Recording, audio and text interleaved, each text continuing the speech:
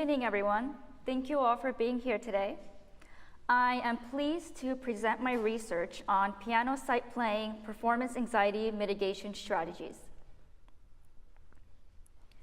So this will be the overview of our presentation. I'm going to start off with the framework, and then the research question, the background of the study, the methodology, analysis, and finally the bibliography.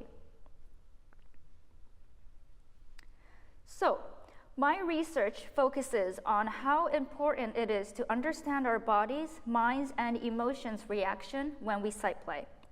Sight playing in piano music can be especially daunting since there are two staves to read, both hands are involved, and the score must be read vertically and horizontally simultaneously.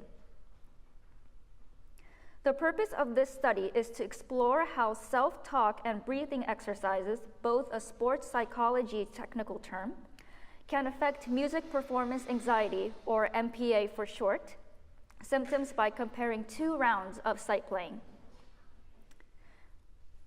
In the first round, participants are asked to sight play.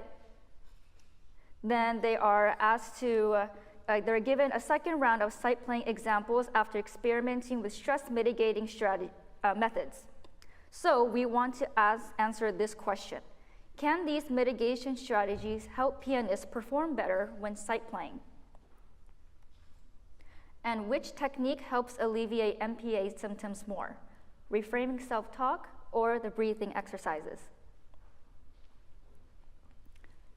So before we dive deeper into it, I want to explain the background of the study. Last summer, I was scrolling over the internet trying to look for some ideas on what my topic can be about. And then I came across this article by Katie Zukav, who is a professor and researcher at the Queensland University in Australia. She created an article that talks about the physiological evidence of stress during woodwind sight reading. So, because I'm a pianist, I decided to test it out for piano and add 2 mitigation strategies since hers was a bit more open-minded. Now I would like to explain some key concepts. The first one is the 2 mitigation strategies, the breathing exercise and the reframing self-talk. There are many types of breathing exercises out there, and the one I specifically chose was the 4-7-8 exercise. This means you breathe in for 4 counts, hold for 7 counts, and breathe out through your mouth for 8 counts. The other strategy was reframing self-talk. So what this means is we all tend to say some negative statements about ourselves. And instead of doing the complete opposite and making it impossibly positive, we're just going to reframe it to make it a little bit more realistic. So, for example, one might say, I'm going to fail. Now that's a negative statement. And instead of being like, oh, I'm not going to fail, you can reframe it more intelligently and say, I'm going to do whatever I can with what I prepared. Now I would like to introduce the devices that were used for this experiment. The first one is the heart rate variability monitor.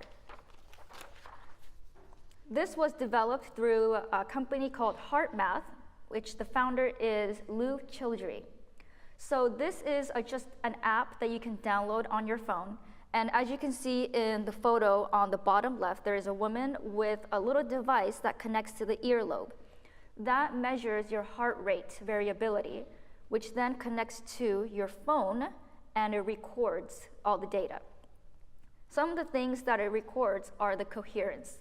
The coherence is an optimal physiological state where the heart, mind, and emotions align in cooperation and harmony. It also measures the coherence level. The coherence level, it can be categorized into 3 parts. We have the high, medium, and low. As you can see, there's a screenshot of one of the data. And on the circle above, there is the low in the red, medium in the blue, and the high in the green. High coherence level indicates a stable and regular rhythm frequency. So this is just data that I got from one of my anonymous participants. So what this tells us is the person, during the duration of 1.5 minutes where I recorded, they felt more stable 67% of the time.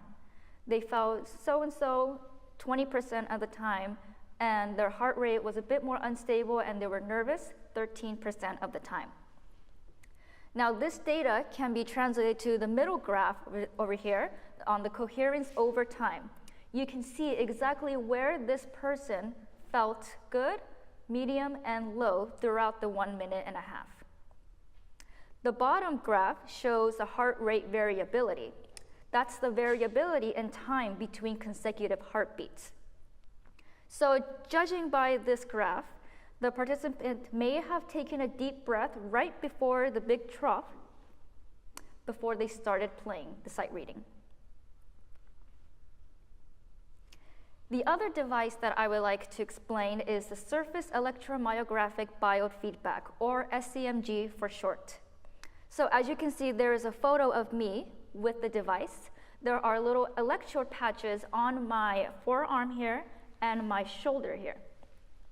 So what this device does is that it records muscle activity through electrodes. The electrodes are attached to my arm and my shoulder, or the trapezius muscle, and they send data to the monitor and record real-time muscle activity. This device was developed by Edgar Douglas Adrian and Detlef Wolff-Bronk. In the graph on the right, we see two lines, the red line and the blue line. The red line shows all the muscle activity for the forearm or the extensor muscle, and the blue line shows all the muscle activity for the shoulder or trapezius.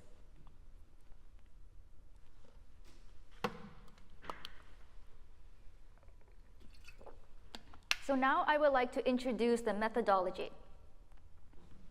I had 16 participants from this school.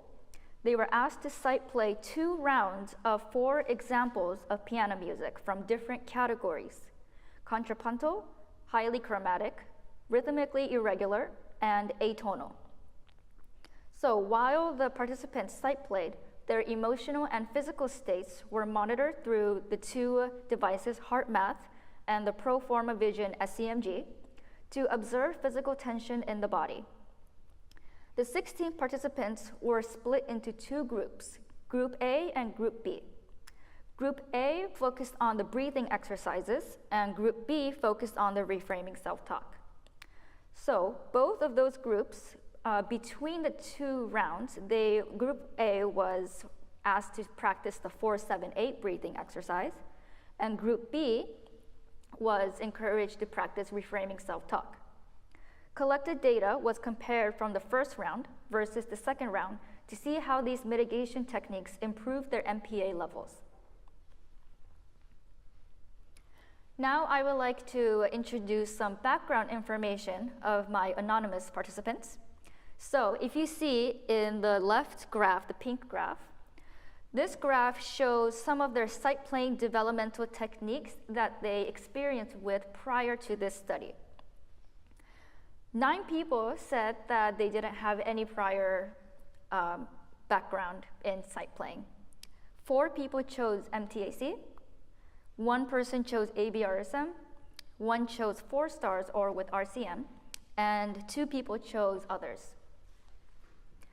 The next purple graph on the right shows their eye exam results.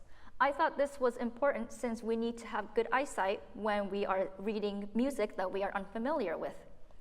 So most people had their eyes checked within the last 5 years. And most of them either wore glasses or contacts or no glasses. There were a few people who have not had their eyes checked in over 5 years. There were a few who had LASIK surgery, and a few who also have a visual impairment disorder.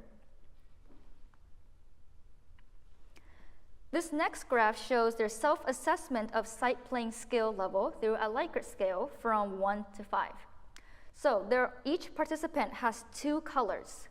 The top color, the darker blue, is their self-assessment pre-study, and the pink magenta color on the bottom is their self-assessment post-study.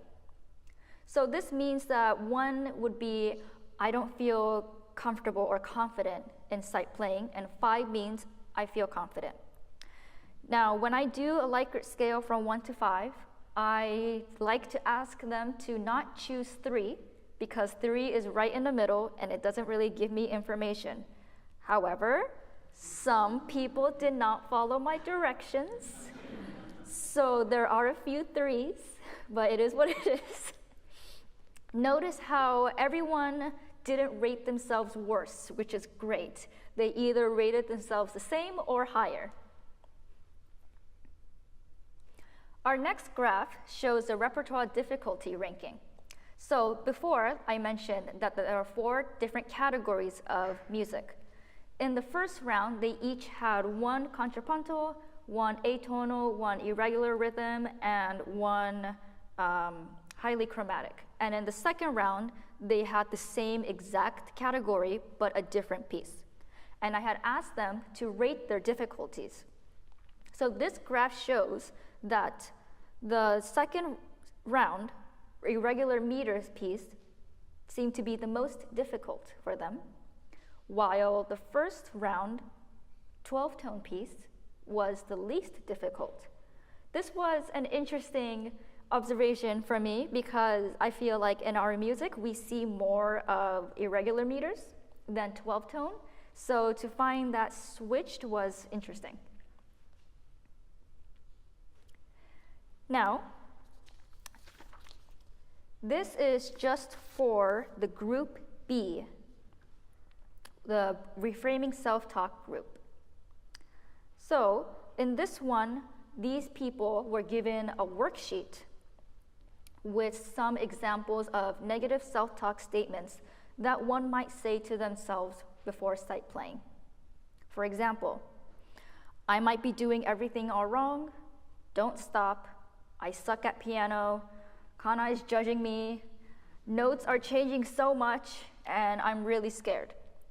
What I had them do before attempting the second round is to choose 2 or 3 of these statements that they would like to practice before trying the second round.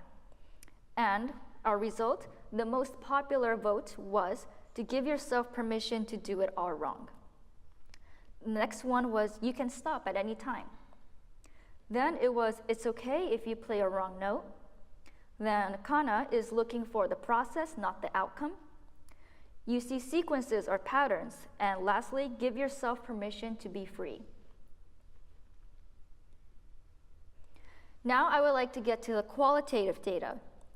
Each person had to choose 3 emotions words from the list I had to describe the state that they're in. And the words are in this box on the upper right corner, and I categorized them into positive and negative. So, before the study, 39 positive words were chosen, while 8 negative words were chosen. Post-study, 32 positive words were chosen, and 10 negative words were chosen. Now I know what you're thinking. The ratio doesn't line up. Well, that's because not everyone followed my directions and didn't choose the words that were in the list. However, all 16 participants all agreed that the breathing exercises and the positive self-talk benefited their sight playing abilities in the second round. Now I would like to introduce the heart rate variability data. If we look at the graph on the upper left side, this is for the breathing group. So we talked about how the coherence level is divided into 3 parts, the high, medium, and low. In this case, the high is in orange, yellow-orange, and then the medium is red, and the low is blue. So this tells us how long they were in that high coherence, middle coherence, low coherence level throughout the piece for each of the 8 participants. Now, for group A, the breathing group, there was a 4.3% increase in high coherence comparing set 1 to set 2. If you look at the bottom graph on the right, that's the self-taught group. They had a 3.2% increase in high coherence. So that means the breathing group did better.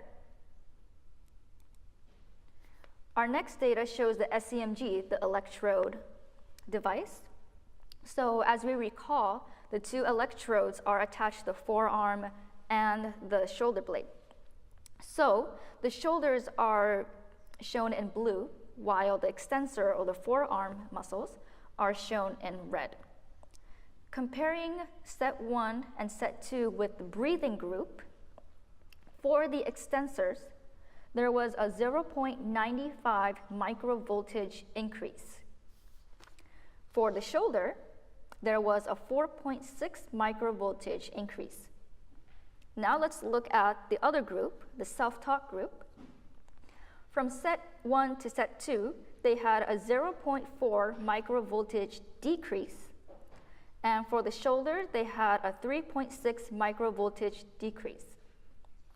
So although both strategies were effective, reframing self-talk proved to be more effective for physical tension, and breathing was more effective for emotional coherence. So in summary, our study has shown that while Group A, the breathing group, increased muscle activity, the coherence level went up greater. While the reframing group decreased muscle activity, the coherence level only went up slightly. So, which is more effective? Since reframing self-talk has a greater effect on decreasing physical tension, it can be considered to be more effective. The implications of these findings are significant because it allows teachers and pedagogues to teach performance anxiety strategies that will result in higher confidence for our students. It's also beneficial for public speaking, academic exams, athletic events, or just any other situation where they may experience some levels of stress and anxiety. Some things to consider for future research: a larger group of participants can provide more data. Katie Zukav's experiment only had 6 participants. Meanwhile, I had 16. But the larger the cohort, the more reliable the results would be. Certain amount of limitations and anxiety may have been present due to the participants being my colleagues and how we are all comfortable and understand where all the classrooms are. Perhaps conducting research where both strategies are incorporated may also produce some different results. And this is my bibliography. And I would like to personally thank my committee members, Dr. Robert Watson, Professor Allison Edwards, and Dr. John Cagle for helping me with this. Thank you, everyone.